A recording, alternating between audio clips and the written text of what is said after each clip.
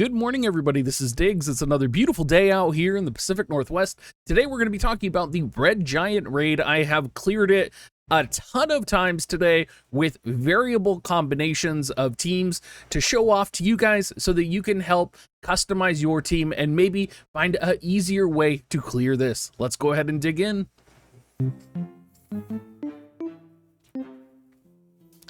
All right, so let's go ahead and just talk about the teams here. The first two teams, of course, are going to be Dark Magic, right?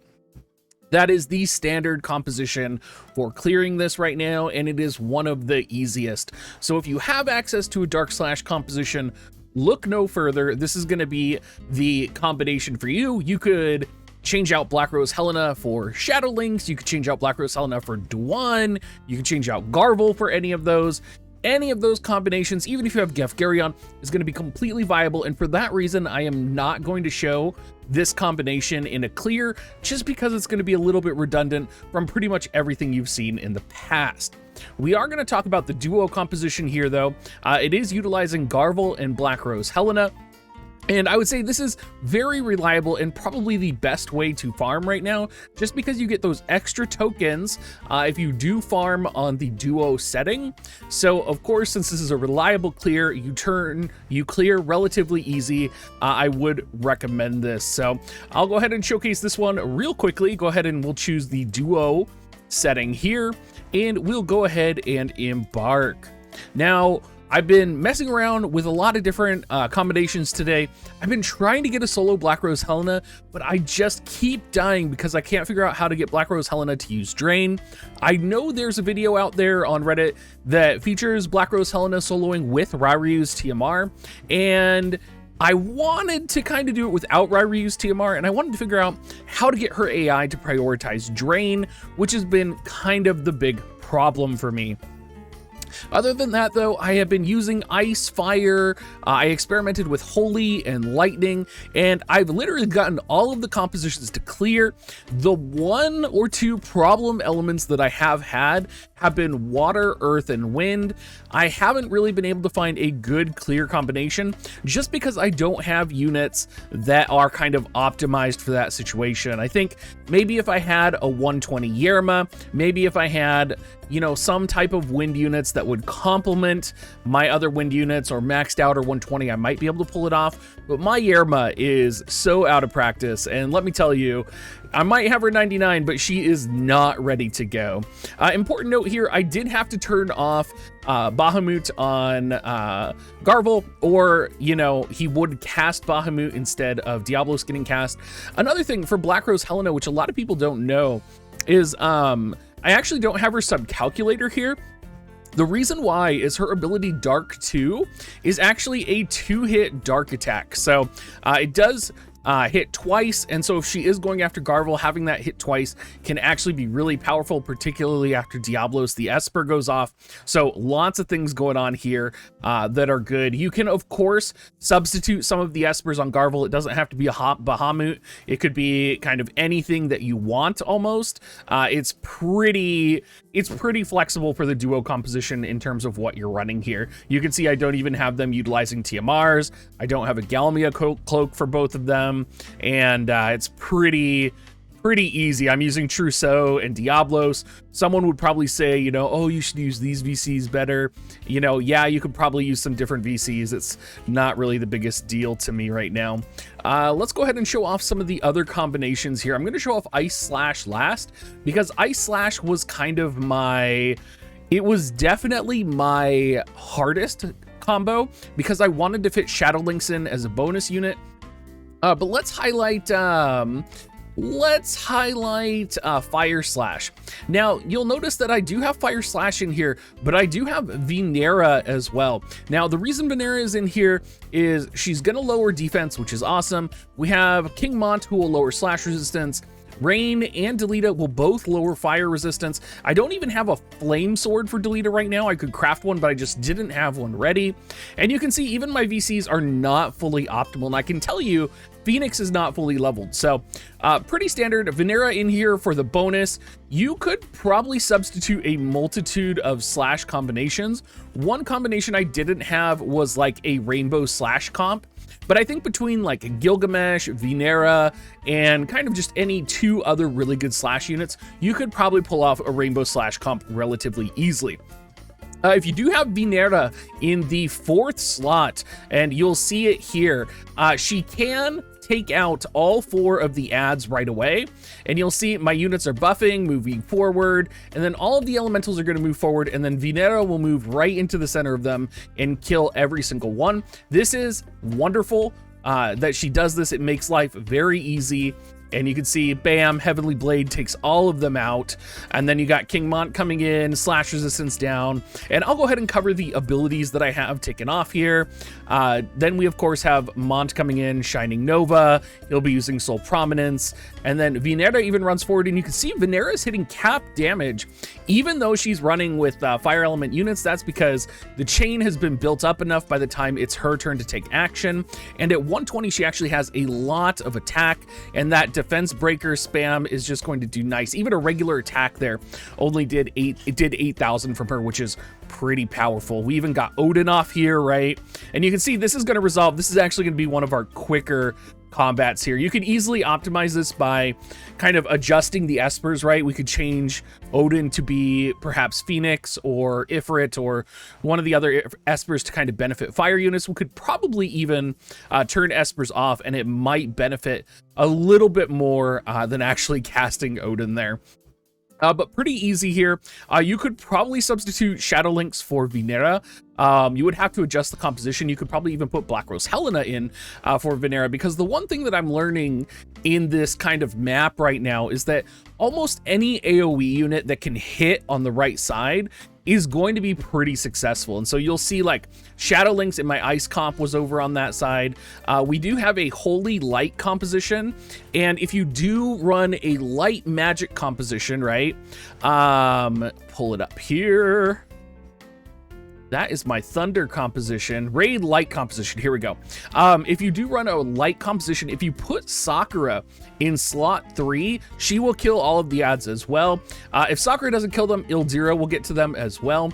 One thing here with the light magic composition, I did struggle just a little bit. I managed to pull it off though. Some things you could do to make this a little bit stronger. You could put Kilfei in, and Kilfei is going to be able to lower magic attack resistance.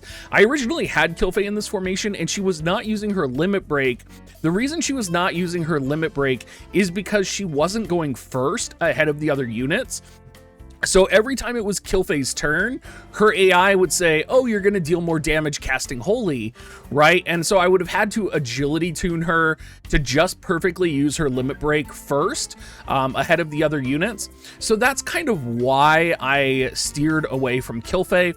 We also had other factors here like light elemental attack up in the party, right? So we were running the Final Fantasy XIV VC here, which of course is going to say to Kilfei's AI, hey, you're going to do more damage with Holy than you are with your LB. So ran into some issues with Kilfei. Ildira, you're going to see, is actually pretty useless in this comp. You could probably have Ildira be almost any other unit with a holy spell. You'd probably throw Salir in there. You could throw any other one in there, and you could probably still clear this. I did utilize the Mind Flayer VC here just because I wanted to make sure to hit the damage cap, because Yuna and Sakura do hit the damage cap, as you'll see. So it is important since they're the primary damage dealers. Elshura and Ildira are not going to break the damage cap, but just having Soul Flayer in so that the other 2 units can break the damage cap is going to be pretty important in terms of your overall damage. You'll see here, this composition does not clear with a large margin of error. And I would say this took a while to format. This is probably the second easiest formation, and I know a lot of people have Yuna, so this is going to be pretty easy for them. If I were you and I was running this, I would probably replace Ildira with Vinera.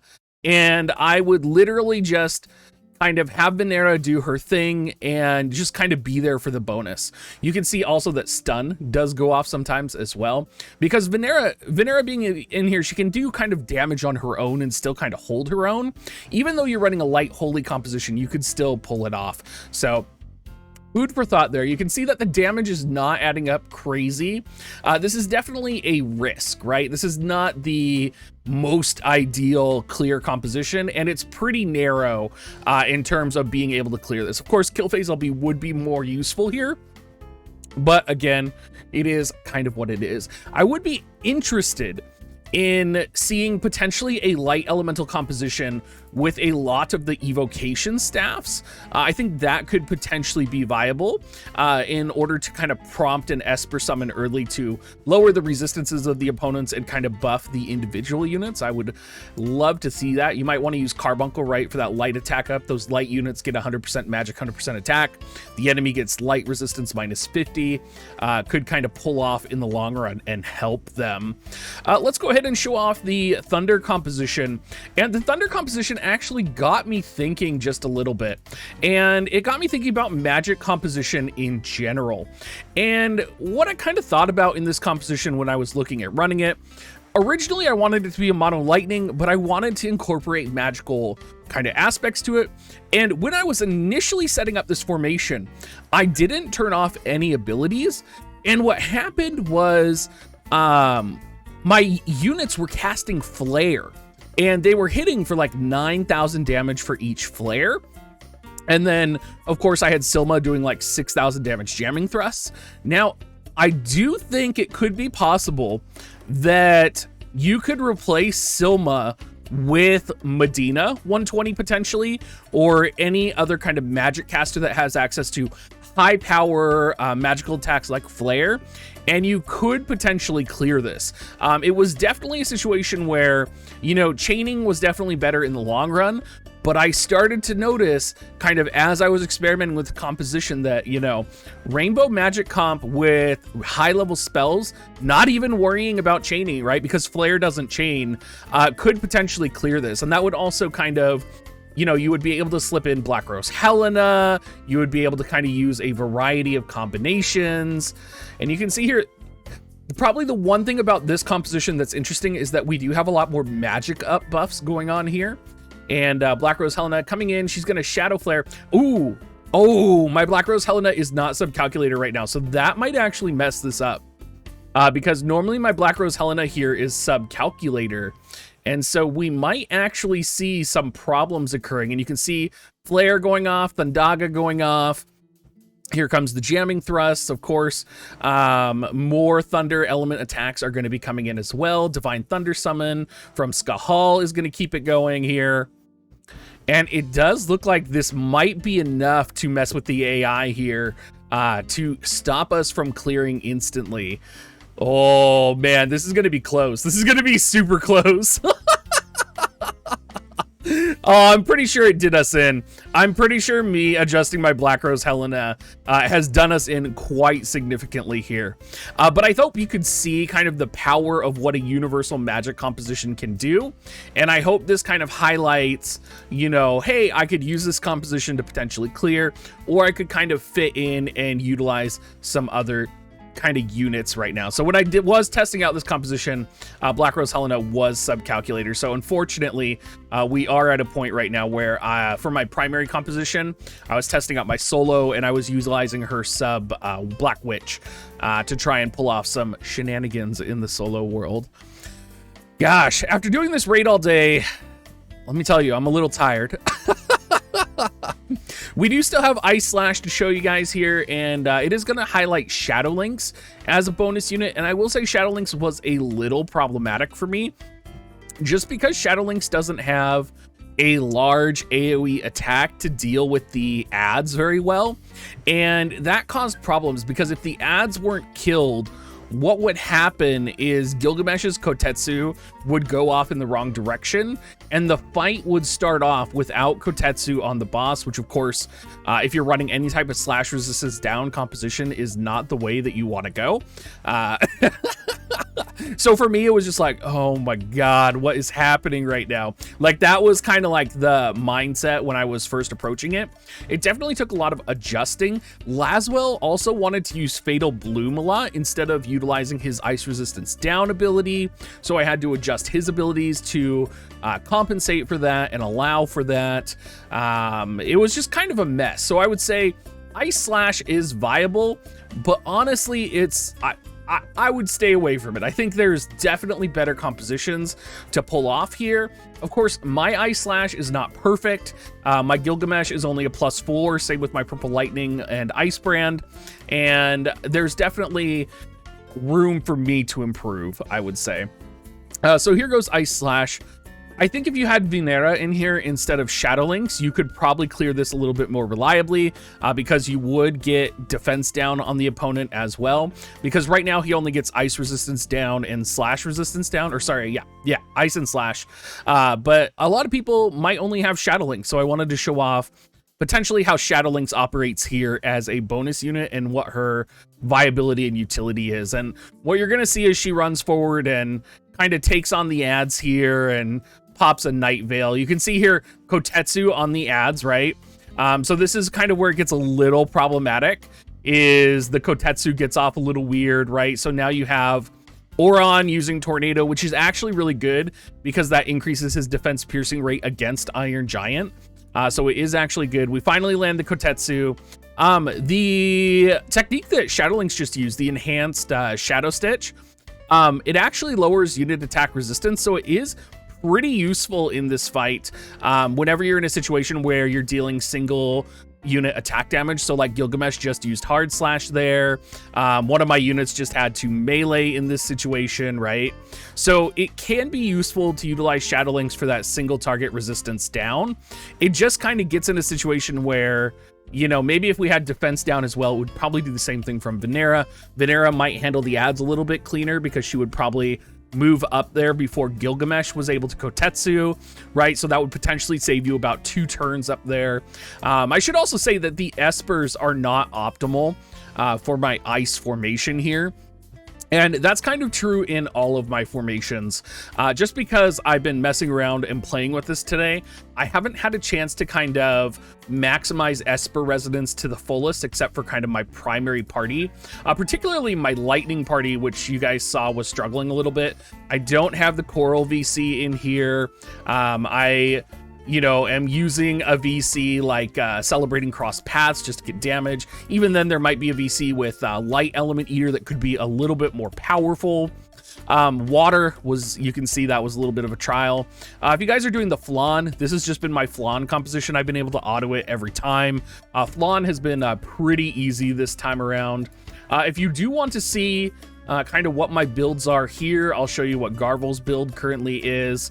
Sub-Red Mage, Hyper Vitality, Chi-Flow Expansion, Magic Reflex, and then for Black Rose Helena, we have Black Rose Rich, Black Rose Witch, which we'll change to Arithmetician, see if we can't show off. You can also see she has Providence of Light set right now because I was messing around with her AI.